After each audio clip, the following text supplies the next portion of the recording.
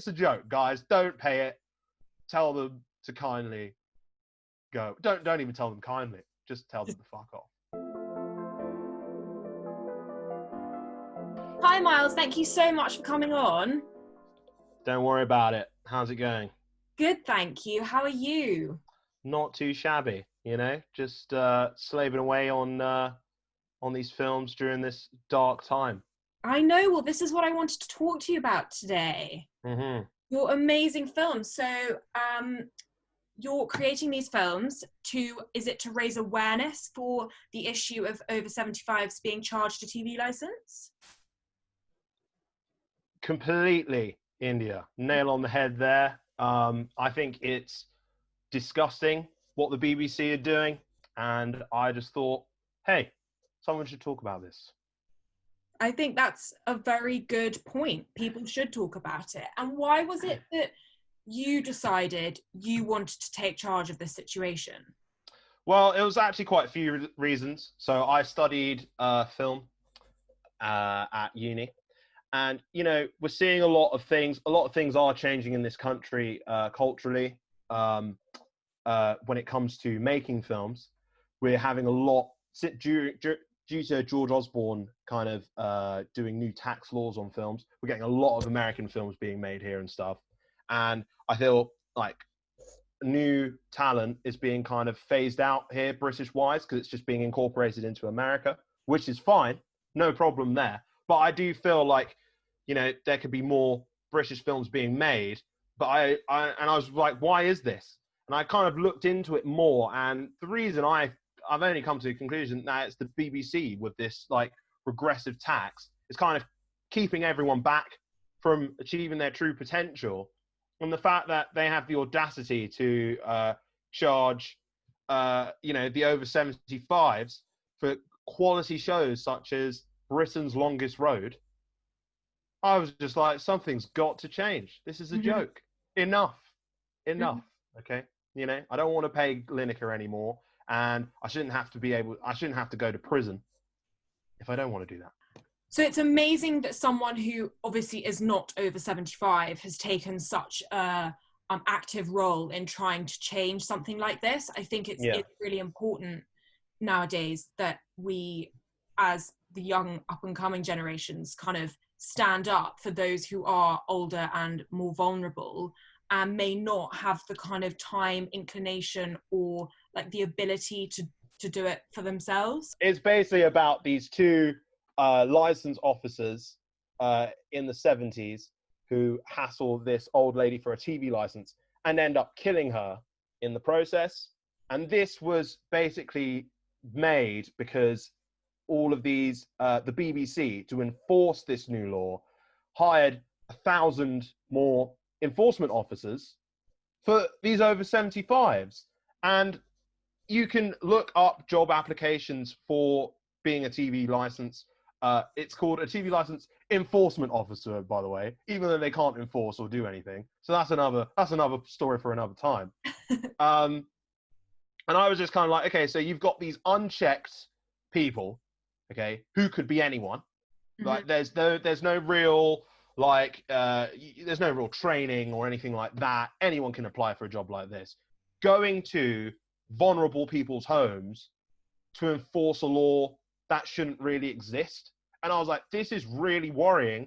And what if you had an officer that took it too far? Because the scariest thing about TV license officers is that their whole name of the game, the whole name of the game of being an officer is to get commissions, because they get commissions on sales. So they have an incentive to push and try their hardest to get as many sales from you as possible, kind of squeeze you dry, which is not a good attitude to have. No. So that will give people more incentives to be dirtier, to not play by the rules, to do things. And how dare you enforce that on people who largely can't even, you know, protect themselves? You don't know who these people are. And I just thought it was so hilarious that you're getting these people who come in and try to enforce laws over something like television, which is free everywhere. what a story to tell your family at dinner. Like, oh, today I managed to bully an old lady for for £12 for her TV license. Yeah, it's like it's insane. So I was just kind of like, you know, what if there was this just madman who took himself way too seriously and killed someone? What would happen then? Is that what it's gonna have to take for the BBC to really actually pay attention? And the scariest thing about it is, it's the BBC who essentially run the media in this country. There's been many situations where they haven't reported on stuff, such as Pandora. You can look into that for another time. And news corporations like ITV and Channel 4 have. And it's just been swept under the surface because the BBC wasn't running the rhetoric. So now the BBC can essentially feed you and tell you whatever they want about the TV license, but that's not necessarily the truth. Very much like the detective gear that doesn't work and doesn't exist, which is another story. So, you know what, guys, just going to tell you right now, there is no detective gear. They go around the back to your garden and they look to see if you've got a television. That's as detective gear as it gets, okay? Because the fact that they can say that in the 70s, they had more like spy gear than the MI fucking whole department together is a joke, okay?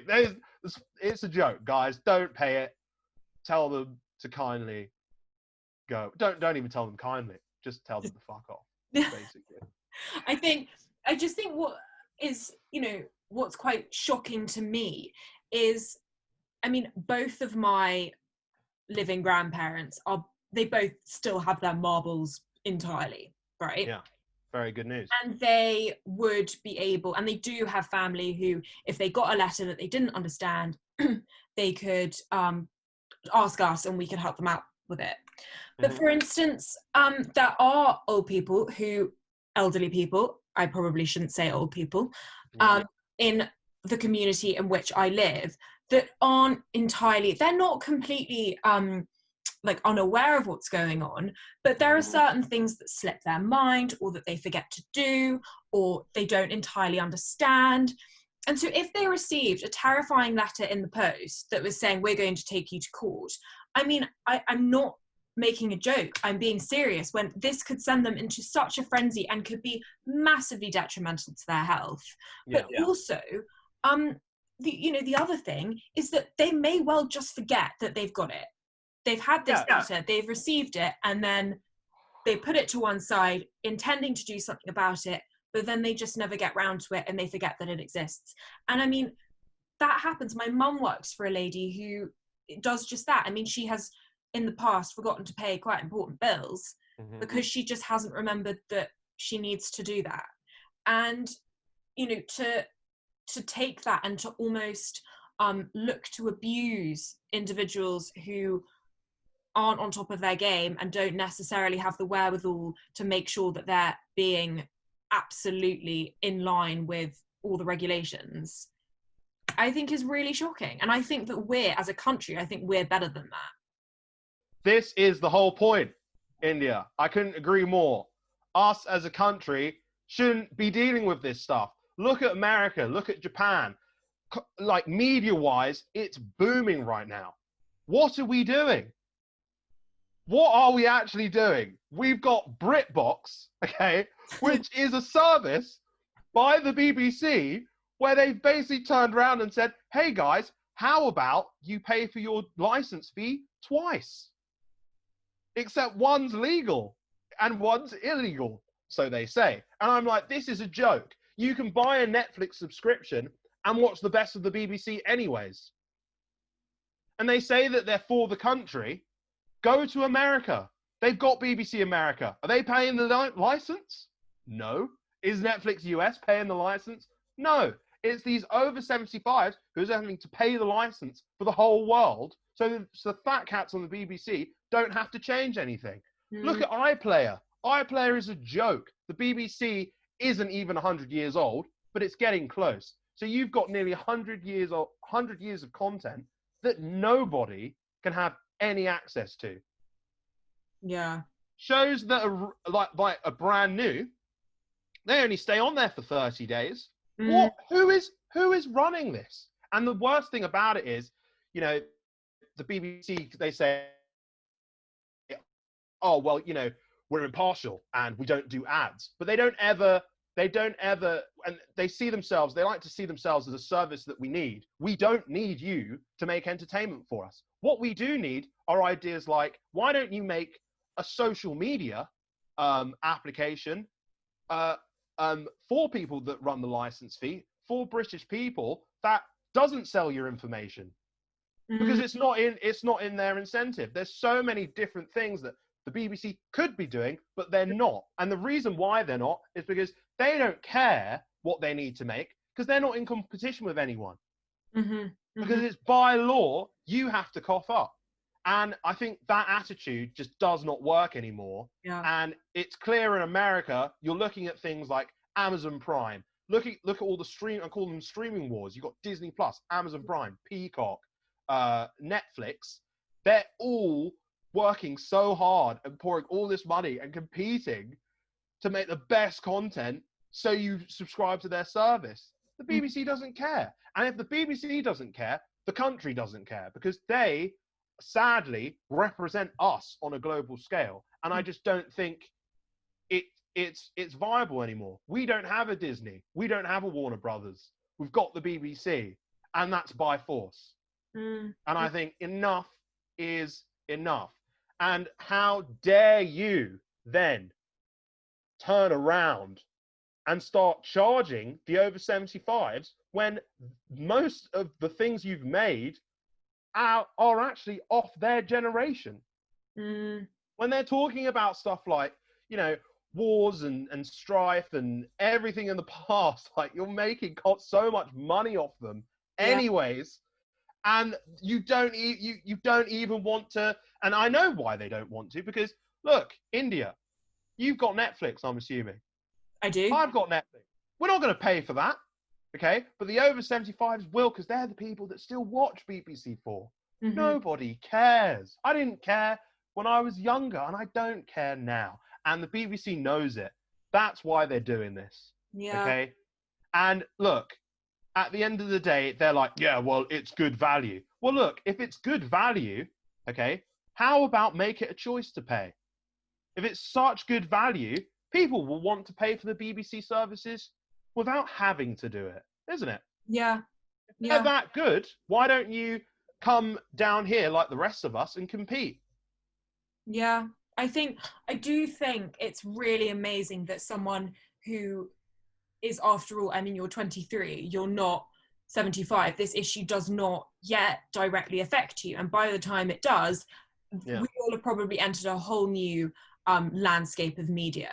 So I do think it's really, really cool that you're taking this issue into your own hands and you are being an advocate for the over 75s and trying to make sure that actually this country does do right by them. Because no, thanks a lot. One of the things that I have found phenomenally sad about my grandmother who lives in England is that I have watched her world shrink. I have watched her life go from being, you know, she was this sort of extrovert, socialite, kind of always wanting to be with people, around people, outside with horses and dogs and all of that sort of thing.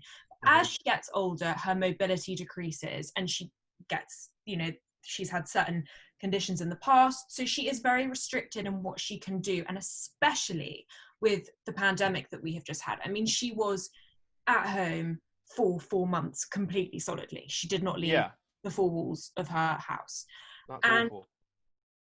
The television and the newspaper, because she doesn't have a computer, she refuses to get a computer and a mobile phone. She has the television and she has the newspaper and she has the radio. That's her life. And I have to admit, like, she is in a position where if she had to, she could pay the TV license, and her family could help her work it all out because we're here, we're right next door to her. But there are so many people who aren't that lucky. And it's so cruel to take away kind of a lot of the time, a lot of the stuff that they've got, like, the only thing they have left in a really sad way, for it to be pulled out from underneath them. That is cruel. And so I think that for you to be someone as young as you, who's probably got an amazing career ahead of you, to be like focusing on this issue is like really, really awesome. Oh, thanks a lot, man. I really appreciate it. But the whole point is, it's like, you know, my nan is completely the same. Like, she, you know, she is lucky enough to be able to afford it. But it's the principle of the matter, isn't it? She shouldn't have to, you know. And you know, and it's so easy to, you know, it sounds awful. You know, I'm not condoning breaking the law, but it's so easy to avoid as well. You go on, you know, you go on iPlayer. They go, "Have you paid your TV license? It is the law." And you click yes. That's it. And we're sat here, and it's like, you're sending people to prison. And the funniest thing is, if you send people to prison, what do they do in prison? They watch television for free. So you're like, what is going on here? It's bizarre. You guys need to stop now. It's getting embarrassing. And it's just annoying because they've really tried, like, just through just constant badgering, and we're the BBC and we're an institution. I don't know. Really, you can be younger than 100 and still be seen as up there with the monarchy, yeah, in terms of institution. Is like what? Who's running this show, and who's coming out with all this stuff? They act like they're such a big thing and they're such a big deal. But what do they do for us? What do they do for the British people? Nothing. Absolutely nothing. Well, except for provide us with entertainment. Entertainment. Look, and look, BBC News. I'm not going to knock all the hardworking people that work at the BBC. But my point is, you know, it's not the 60s. There's not 3 channels on television. There is a lot out there. You can get your news for free from so many different places. What makes the BBC so special? And they go, "Oh, well, we're impartial, so we tell you the real news." Do you?